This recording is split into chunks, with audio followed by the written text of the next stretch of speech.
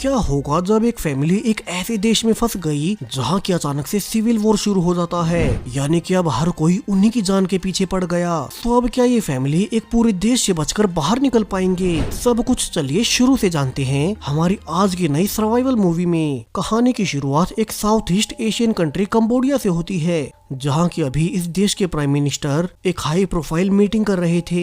यहाँ आज prime minister America के साथ बहुत बड़ी डील साइन करने लगे और अब जब मीटिंग के बाद एक बॉडीगार्ड अमेरिकन मिनिस्टर को उनकी गाड़ी तक छोड़ने जाता है कि तभी उसे पीछे से गोले चलने की आवाज आने लगी और जब उसने वापस भागकर देखा तो अब तो किसी ने प्राइम मिनिस्टर को ही मार दिया था। यानी कि अब ये पूरा ही देश सिविल वॉर में फंसने वाला है। अब यहाँ इस घटना से 17 घंटे पहले का समय दिखाया जाता है, जब एक अमेरिकन इंजीनियर जैक अपनी पत्नी एनी और 2 बेटियों ल्यूसी और बीस के साथ इसी देश में अपनी प्राइवेट कंपनी के प्रोजेक्ट के लिए आया था। दरअसल जैक को अपनी जॉब के लिए अलग अलग देशों में जाना पड़ता, इसलिए इस बार वो अपनी पूरी फैमिली को ही साथ ले आया ताकि वे अकेले महसूस न करें। लेकिन उन्हें अंदाजा तक न था कि वे अभी जिस देश में जा रहे हैं वहाँ जल्द ही सब कुछ बर्बाद हो जाएगा। अब एयरपोर्ट पर उतरकर जैक जब अपनी फैमिली के लिए होटल जाने के लिए कैब ढूंढ ही रहा था कि उसे जेम्स नाम का एक ब्रिटिश टूरिस्ट मिलता है, जो कि अक्सर छुट्टियां बिताने यहीं आया करता था। और वो अब जैक और उसकी पूरी फैमिली को उनके होटल तक लिफ्ट दे देता है। अब जैक को भी वो बहुत अच्छा लगा और वो उसके साथ आसपास की सड़कों पर इस देश के लोगों को देखते हुए होटल तक जाने लगते हैं, जहां जल्दी वे जैक की कंपनी द्वारा बुक किए गए 5 स्टार होटल में पहुंच गए। हालांकि अब यहाँ पहुंचकर जैक को बहुत अजीब लग रहा था, क्योंकि उनका टीवी, फोन के सिग्नल्स और इंटरनेट सब कुछ बंद पड़े थे। इसके अलावा उसकी कंपनी के किसी और वर्कर का कोई नामो निशान तक नहीं था। तो अब सुबह होने पर जैक अपनी फैमिली को होटल में ही छोड़कर अकेला बाहर कोई न्यूज़पेपर लेने निकलता है ताकि पता कर सके कि इस देश में चल क्या रहा है। लेकिन अब इसी दौरान जब वो आसपास की गलियों में घूम ही रहा था तो उसने देखा कि यहाँ तो कई सारे रेबल ग्रुप्स वेपन्स के साथ इकट्ठा हो रहे हैं। जैक को समझ आ गया कि यहाँ के हालात जल्द ही बिगड़ जाएंगे और अब तभी प्रोटेस्टर्स पेट्रोल बम्स के साथ पुलिस टीम पर अटैक करने लगते हैं। इन्हीं दंगों के दौरान जैक को ये भी पता लगा कि इन रेबल्स ने अब तक प्राइम मिनिस्टर तक को मार दिया है, यानी कि अब पूरे देश में सिविल वॉर शुरू हो गई। सो जैक अब किसी तरह से बचते हुए वापस से अपने होटल में जाने लगता है ताकि वहाँ पर मौजूद अपनी पत्नी और 2 बच्चों को संभाल सके। उसने भागते हुए रास्ते में नोटिस भी किया कि कैसे भीड़ बेकाबू होकर सब कुछ जला रही थी। ऊपर से उनमें अमेरिकन के प्रति अलग ही गुस्सा था, तो इसे तो जैक और डर गया, क्योंकि उसके और उसकी फैमिली के अमेरिकन होने से ये लोग उन्हें जिंदा नहीं छोड़ेंगे। जैक अब किसी तरह से अपने होटल पहुंचकर देखता है यहाँ भी बहुत सारे प्रोटेस्टर्स अब गन्स के साथ होटल के अंदर से अमेरिकन को खींचकर बाहर ला रहे थे और फिर वे एक एक कर उन सबको मारने लगे।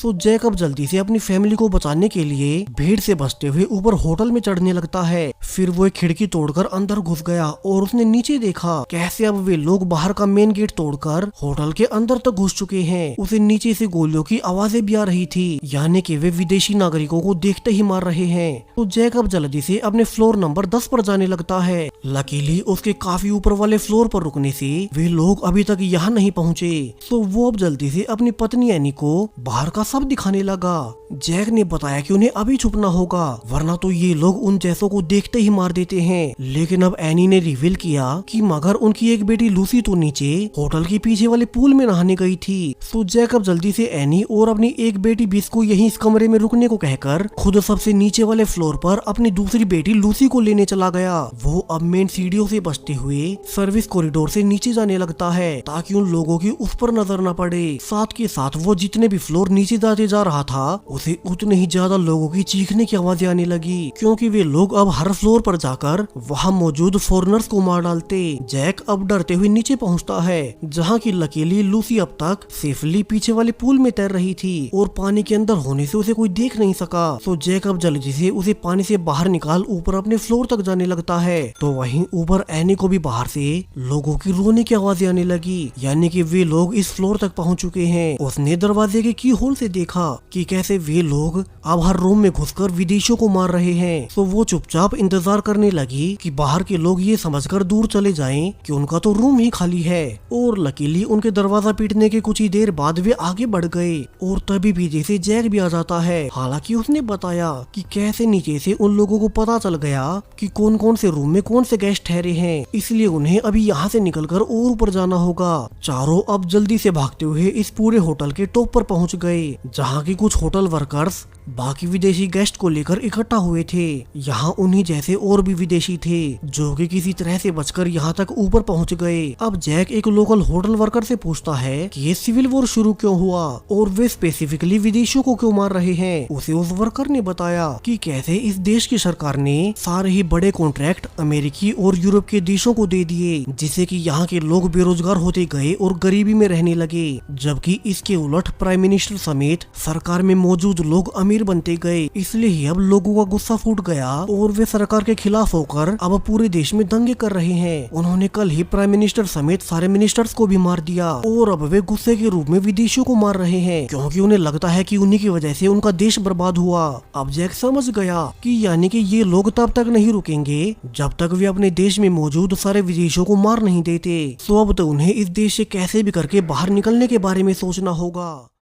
तभी अब सबको दूर से एक हेलीकॉप्टर आते हुए दिखाई देता है, जिससे कि सब खुश हो गए कि फाइनली सरकार ने उन्हें इस कंट्री से सेफली बाहर निकालने के लिए हेलीकॉप्टर भेज दिया है और सभी खुशी में चीयर करने लगे। लेकिन सरप्राइजिंगली अब हेलीकॉप्टर का एक गेट खुलता है और उसमें से एक रेबल सोल्जर एक मशीन गन से लगातार लोगों पर फायरिंग करने लगा। बिल्डिंग के टॉप पर जितने भी लोग जमा थे अब वे भागते हुए एक एक कर मारे जाने लगते हैं। जैक हालांकि अब किसी तरह से एनी और अपने दोनों बच्चों को लेकर एक लोहे की बिल्डिंग के कवर में छुप गया और तभी अब उस हेलीकॉप्टर में एक वायर के फंसने से वो आउट ऑफ कंट्रोल हो जाता है और फिर वो इसी बिल्डिंग की छत पर गिरकर ब्लास्ट हो गया, जहां इस ब्लास्ट में भी कई सारे और लोग मारे गए। लेकिन जैक ने अपनी फैमिली को पहले ही छुपा रखा था। लेकिन अब जब उन्होंने सोचा था कि सब ठीक हो जाएगा कि तभी अब नीचे वाले रेबल्स दरवाजे को तोड़कर ऊपर छत पर आ गए और वे एक एक कर बचे हुए सभी विदेशियों को जान से मारने लगते हैं। अब जैक समझ गया कि वे नीचे नहीं जा सकते, ऊपर से यहाँ छुपने की कोई जगह भी नहीं बची, सो उन्हें बचने के लिए इस बिल्डिंग से ही नीचे कूदना होगा।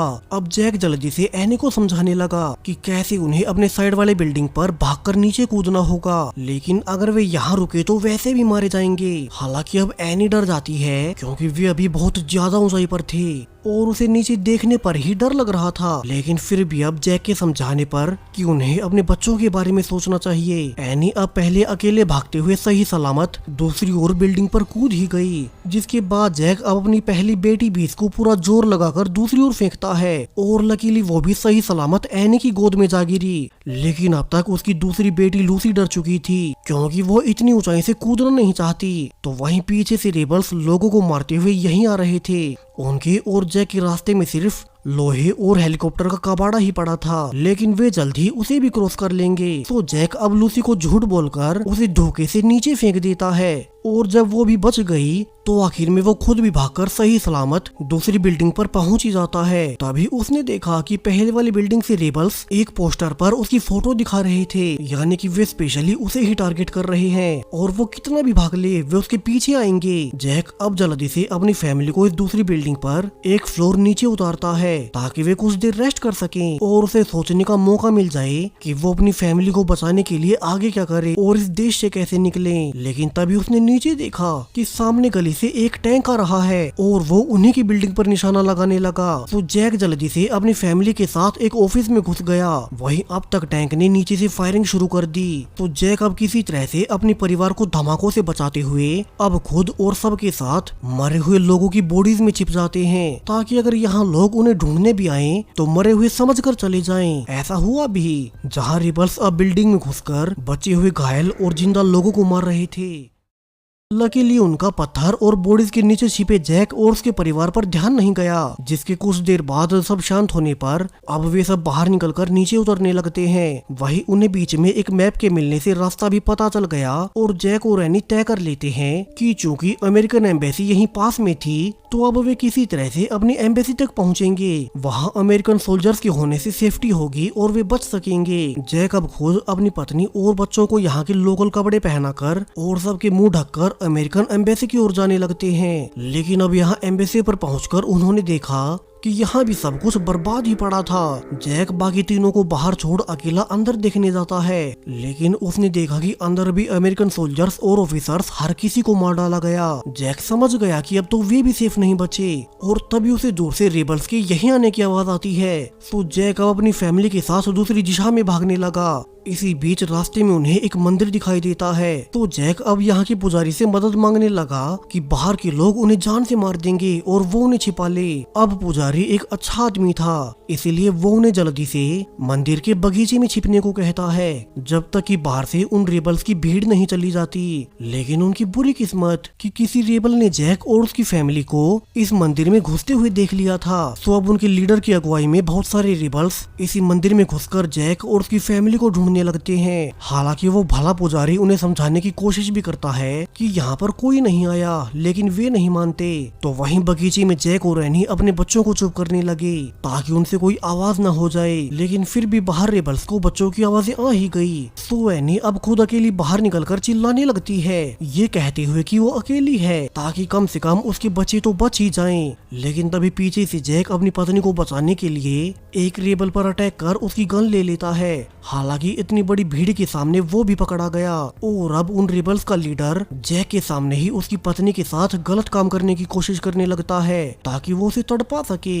लेकिन तभी अब पीछे से जेम्स अपने एक और साथी के साथ उन सारे रेबल्स पर अटैक करने लगता है, जिस फायरिंग में बाकी रेबल्स तो मारे गए लेकिन उनका लीडर निकल कर भाग गया। जेम्स ने न सिर्फ एनी बल्कि जैक और उसके बच्चों को भी बचा लिया। दरअसल ये वही जेम्स था जो कि जैक की फैमिली को एयरपोर्ट पर मिला था और वहाँ उनकी दोस्ती हो गई थी। सो जेम्स अब उन्हें सेफली बाहर निकालते हुए थोड़ी ही दूर मौजूद अपने एक सीक्रेट ठिकाने पर ले गया और यहाँ वो उन्हें कुछ खाने को भी देता है। दरअसल जैक और उसका परिवार तो आज पूरे दिन में इतने डर गए कि उन्हें भूख और प्यास का तो पता ही नहीं चला। अब जेम्स जैक को बताता है कि असल में वो एक ब्रिटिश जासूस था जिसे कि कंबोडिया में एक टूरिस्ट का कवर देकर तैनात किया गया। इसलिए जब उसने जैक और उसकी फैमिली को मुसीबत में देखा तो उनकी जान बचा ली। जेम्स ने ये भी बताया कि कैसे यहाँ से थोड़ी ही दूर एक नदी है जिसमें कि वे सुबह होने पर एक बोट लेकर कंबोडिया देश से बाहर निकल जाएंगे और वियतनाम पहुँच जाएंगे, जिससे कि फाइनली जैक और उसके परिवार को सुकून मिलता है और वे किसी तरह से इस रात को सोने की कोशिश करने लगे। लेकिन थोड़ी ही देर में जेम्स ने जैक को उठाया। वो रिवील करता है कि रेबल्स को उनकी लोकेशन पता चल गई, तो उन्हें नदी की ओर अभी भागना होगा। तभी चारों ओर से गोलीबारी होने लगती है, जिस बीच एक गोली जेम्स के कंधे में जा लगी। हालांकि जेम्स अब घायल होने के बावजूद फिर भी जैक और उसकी फैमिली को बाहर निकालने लगता है और जब काफी दूर आने के बाद उसे पता चल गया कि वो अब और आगे नहीं जा सकता, तो उसने जैक को कहा कि वो अपनी फैमिली को लेकर आगे नदी तक जाकर एक बोट लेकर वियतनाम निकल जाए। वो खुद तो अब बच नहीं सकेगा।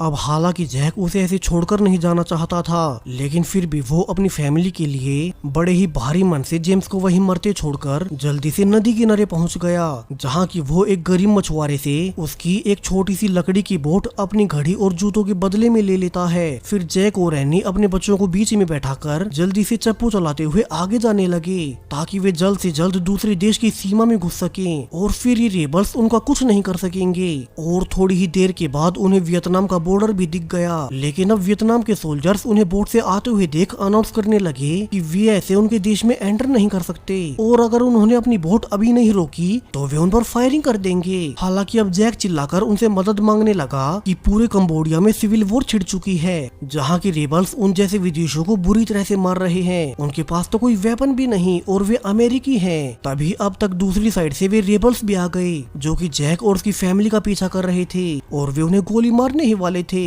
कि अब लकीली वियतनामी सोल्जर्स उल्टा रेबल्स पर ही गन पॉइंट कर देते हैं। उन्होंने कहा कि जैक और उसकी फैमिली की बोट वियतनाम की सीमा के पानी में आ चुकी है, सो वे वापस लौट जाएं, वरना तो अगर रेबल्स ने उस बोट पर एक भी गोली चलाई तो वे उन्हें जान से मार देंगे। और इसके बाद फाइनली वे सारे रेबल्स वापस लौट गए और जैक और उसका परिवार सुकून की सांस लेता है कि वे अब उस देश से बाहर निकल आए और बच ही गए। उन्होंने इतना भयानक दिन पहले कभी नहीं देखा था, मगर फिर भी उन्होंने एक दूसरे का साथ दिया और वे बच ही निकले। और इसी होपफुल एंडिंग के साथ ये जबरदस्त सर्वाइवल मूवी यहीं पर खत्म हो जाती है।